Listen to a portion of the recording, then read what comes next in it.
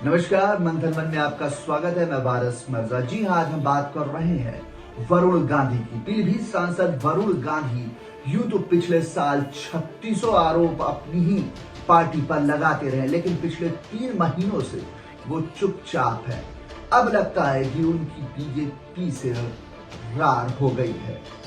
तकरार के बाद ये रार कहीं न कहीं अगले लोकसभा चुनाव को लेकर के वरुण गांधी के लिए ऐसा लगता है कि अब वो भारतीय जनता पार्टी से ही 2024 का लोकसभा चुनाव लड़ेंगे। आइए आपको बताते हैं कि किस तरीके से वो अपनी ही पार्टी के खिलाफ हमलावर रहे थे वरुण गांधी। एक साल में बीजेपी पर 36 सवाल खड़े करने वाले वरुण गांधी चुप क्यों हो गए? अपनी ही सरकार की नीतियों पर सवाल खड़ा करने वाले वरुण गांधी ने पिछले 3 महीने से चुप्पी साध ली है। आइए आपको इसके पीछे की कहानी बताते हैं। वरुण गांधी पीलीभीत से बीजेपी सांसद। वे पिछले साल 12 महीने में अपनी ही बीजेपी सरकार की नीतियों पर 36 बार ट्वीट करके सवाल खड़े कर चुके हैं। अब उनके सुर भी बदल गए हैं। उन्होंने ऑक्सफोर्ड यूनिवर्सिटी के निमंत्रण को ठुकराने के बाद से नई चर्चा शुरू हो गई है। वरुण गांधी बोले, हम अंतर्राष्ट्रीय मंच पर घरेलू चुनौतियों को उठाना अपमानजनक काम होगा। ऑक्सफोर्ड यूनिवर्सिटी ने बीजेपी सांसद वरुण गांधी को निमंत्रण दिया था, जिसमें उन्हें प्रधानमंत्री नरेंद्र मोदी के नेतृत्व में भारत सही रास्ते पर है या नहीं विषय पर आयोजित चर्चा में हिस्सा लेने का अनुरोध किया गया था। वरुण गांधी ने चर्चा में हिस्सा लेने से मना कर दिया था। उन्होंने कहा, हमें अंतर्राष्ट्रीय मंच पर घरेलू चुनौतियों को उठाने की कोई योग्यता या समग्रता नजर नहीं आती और इस तरह का कदम एक अपमानजनक काम होगा। वरुण गांधी ने आमंत्रण ठुकराते हुए कहा, ऑक्सफोर्ड यूनिवर्सिटी चाहती है कि वो इस प्रस्ताव के खिलाफ बोले। ये सदन मोदी के भारत को सही रास्ते पर मानता है। वहीं बीजेपी सांसद ने ट्वीट कर कहा कि मैंने ऑक्सफोर्ड यूनिवर्सिटी में बहस के निमंत्रण को अस्वीकार कर दिया है। भारत की राजनीतिक नियमित रूप से हमें अपनी नीतियों में सुधार के लिए समालोचना करने और रचनात्मक सुझाव देने का स्थान देती है। भारत की पसंद और चुनौतियों को अंतर्राष्ट्रीय जांच के अधीन करना मेरे लिए एक अपमानजनक काम है। वरुण गांधी ने 16 जनवरी 2023 को पीलीभीत के पूरनपुर ब्लॉक के कार्यक्रम में उन्होंने बयान दिया था। उन्होंने कहा था, संसद के भवन में मुझे 1 लाख रुपए के तनख्वाह का चेक मिला। मैंने लोकसभा के अध्यक्ष महोदय से पूछा कि ये क्या है। उन्होंने कहा, ये आपकी तनख्वाह है। तो मैंने कहा कि सेवा के लिए कोई तनख्वाह जरूरी है, लेकिन मैं तो ये पैसा नहीं चाहता हूँ।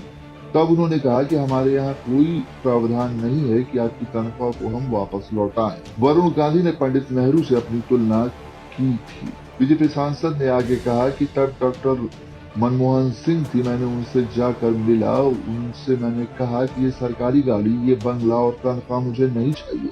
तब उन्होंने कहा कि मैं छोटा था तो पंजाब के स्कूल में पढ़ता था। तब हम पढ़ते थे कि जब पंडित जवाहरलाल नेहरू भी सांसद में प्रधानमंत्री बन गए थे, तब उन्होंने भी सबसे पहले यही कहा था कि मुझे न तनख्वाह चाहिए, न बंगला चाहिए और न ही कुछ चाहिए। इसके पहले भारत जोड़ो यात्रा जब यूपी में पहुंची थी, तब भी वरुण गांधी का बयान आया था, जिसमें उन्होंने कहा था कि भारत जोड़ने की बात होनी चाहिए कि जाति और धर्म के नाम पर तोड़ने की नहीं। ऐसे बयानों और लगातार अपनी ही सरकार की नीतियों पर सवाल खड़ा करने वाले वरुण गांधी के कांग्रेस में जाने के कयास लगाए जाने लगे थे, लेकिन राहुल गांधी के एक बयान ने वरुण के कांग्रेस में जाने के कयास को विराम लगा दिया। राहुल गांधी की भारत जोड़ो यात्रा पंजाब पहुंची तो होशियारपुर में 17 जनवरी 2023 को मीडिया से बातचीत की थी। इस दौरान उनसे वरुण गांधी को लेकर सवाल किया गया। जवाब में राहुल गांधी ने कहा, मेरा जो परिवार है उसकी एक विचारधारा है, उसका एक अलग थिंक सिस्टम है। जो वरुण गांधी की विचारधारा है उसका एक अलग थिंक सिस्टम है। जो वरुण है उनका एक समय और शायद आज भी वो विचारधारा को अपना लिए हैं, जिसे मैं स्वीकार नहीं कर सकता हूँ। उस विचारधारा को मेरे लिए स्वीकार करना संभव नहीं है। मैं आरएसएस के दफ्तर में नहीं जा सकता, चाहे मेरा गला काट दिया जाए। वरुण से मिल सकता हूँ और गले लगा सकता हूँ, लेकिन उनकी विचारधारा को नहीं अपना सकता। वरुण ने अखिलेश यादव की तारीफ की थी। इसके बाद उन्होंने पीलीभीत में अखिलेश यादव की तारीफ की थी। वरुण गांधी ने कहा था कि मैं पूरा प्रदेश घूम चुका हूं अखबारों में लेख लिखते रहता हूँ। एक दिन मैंने सोचा कि वो कौन सा मानक है जिसके तहत किसान और आम आदमी आ सकते हैं। आखिर क्यों किसान आत्महत्या करने पर मजबूर होता है। वरुण गांधी ने कहा कि उस समय शायद अखिलेश यादव सूबे के मुख्यमंत्री थे। मैंने उन्हें पत्र लिखकर मानक के अंतर्गत आने वाले किसानों की लिस्ट मांगी थी। इस पर अखिलेश यादव ने बड़ा मन दिखाकर सारे अधिकारियों को बोला कि इसमें कोई राजनीति नहीं है, इनकी मदद करिए, ये कुछ करना चाहते हैं। जिसके बाद हमें करीब 42,000 लोगों की लिस्ट मिली। इससे वरुण गांधी के समाजवादी पार्टी में जाने के कयास लगाए जा रहे थे। इस पर अखिलेश यादव की कोई प्रतिक्रिया नहीं आई।